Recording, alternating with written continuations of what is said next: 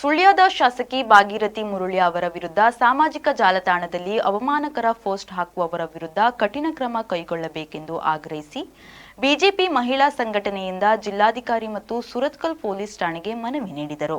ಮನವಿ ನೀಡಿದ ಬಳಿಕ ಮಾತನಾಡಿದ ಮಾಜಿ ಕಾರ್ಪೊರೇಟರ್ ಬಿಜೆಪಿ ಮಹಿಳಾ ಮೋರ್ಚಾದ ರಾಜ್ಯ ಕಾರ್ಯದರ್ಶಿ ಶ್ವೇತಾ ಪೂಜಾರಿ ಅವರು, ಸುಳ್ಯದ ಶಾಸಕಿ ಭಾಗೀರಥಿ ಮುರುಳಿ ಅವರ ವಿರುದ್ಧ ಫೇಸ್ಬುಕ್ ಖಾತೆಯಲ್ಲಿ ಬಿಲ್ಲವ ಸಂದೇಶ್ ಎಂಬಾತ ಅವಮಾನಕರ ಪೋಸ್ಟ್ ಹಾಕಿರುವುದು ಖಂಡನೀಯ.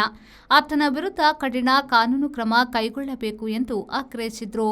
ಜನತಾ ಪಾರ್ಟಿ ಮಂಗಳೂರು ನಗರ ಉತ್ತರ ಮಂಡಲ ಮಹಿಳಾ ಮೋರ್ಚಾದ ವತಿಯಿಂದ ಇವತ್ತು ಬೆಳಿಗ್ಗೆ ಸಂದೇಶ್ ಬಿಲ್ಲವ ಎಂಬ ಒಂದು ಫೇಸ್ಬುಕ್ ಖಾತೆಯಿಂದ ನಮ್ಮ ಸುಳ್ಯದ ಶಾಸಕಿಯಾದ ಭಾಗೀರಥಿ ಮುರುಳ್ಯ ಅಕ್ಕನವರ ಮೇಲೆ ನಿಂದನಾತ್ಮಕವಾಗಿ ಫೇಸ್ಬುಕ್ಕಲ್ಲಿ ಕಮೆಂಟ್ಸ್ಗಳನ್ನು ಹಾಕಿರುವಂಥದ್ದು.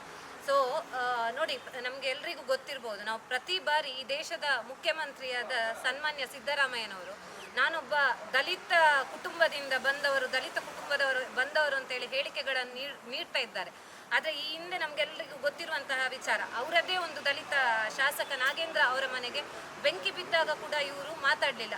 ಈಗ ನಮ್ಮ ಜಿಲ್ಲೆಯಲ್ಲಿ ಸುಳ್ಯದ ಶಾಸಕರು, ಒಂದು ದಲಿತ ಸಮುದಾಯಕ್ಕೆ ಸೇರಿದ ಶಾಸಕಿ, ಅದರ ಜೊತೆಗೆ ಬಡವರ್ಗದ ಒಬ್ಬ ಹೆಣ್ಣು ಮಗಳು, ಒಬ್ಬ ಮಹಿಳೆ, ಅದಲ್ಲದೆ ಎಷ್ಟೋ ಲಕ್ಷಗಳ ಜನರನ್ನು ಪ್ರತಿನಿಧಿಸುವಂತಹ ನಮ್ಮ ಶಾಸಕಿಯಾದ ಭಾಗೀರಥಿ ಮುರುಳಿ ಅವರ ಮೇಲೆ ಈ ರೀತಿ ಭಾವಪೂರ್ಣ ಶ್ರದ್ಧಾಂಜಲಿ ಅಥವಾ ದಲಿತ ಸಮುದಾಯದವರಾಗಿ ದಲಿತರ ಪರವಾಗಿ ಇಲ್ಲ ಅಂತ ಹೇಳಿ ಅವಮಾನವೀಯವಾಗಿ ಒಂದು ನಿಂದನಾತ್ಮಕವಾಗಿ ಏನು ಫೇಸ್ಬುಕ್ನಲ್ಲಿ ಬರೆದು ಹಾಕಿರ್ತಾರೆ, ಅವನ ಮೇಲೆ ಪೊಲೀಸರು ಸ್ವಯಂ ಪ್ರೇರಿತವಾಗಿ ಕೇಸನ್ನು ದಾಖಲಿಸಿ ಅವನ ಮೇಲೆ ಕಠಿಣ ಕ್ರಮಗಳನ್ನು ವಹಿಸಬೇಕು. ಯಾಕೆಂತ ಹೇಳಿದರೆ ಮುಂದೆ ಇಂತಹ ಒಂದು ಕೃತ್ಯ ಏನಾಗ್ತದೆ ಅಂತ ಹೇಳಿದರೆ ಫೇಸ್ಬುಕ್ಕಲ್ಲಿ ಹಾಕಿದ ತಕ್ಷಣ ಅದು ಇಮಿಡಿಯೇಟ್ ಆಗಿ ಅದು ಶೇರ್ ಆಗುವಂಥದ್ದು.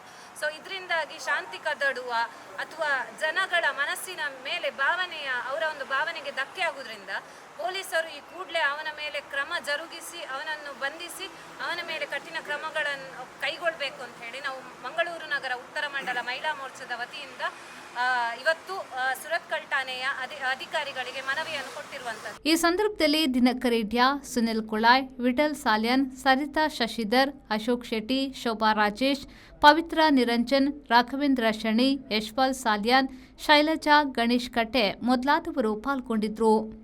ಶರತ್ ಸಾಲ್ಯನ್, ವಿ4 ನ್ಯೂಸ್, ಮಂಗಳೂರು.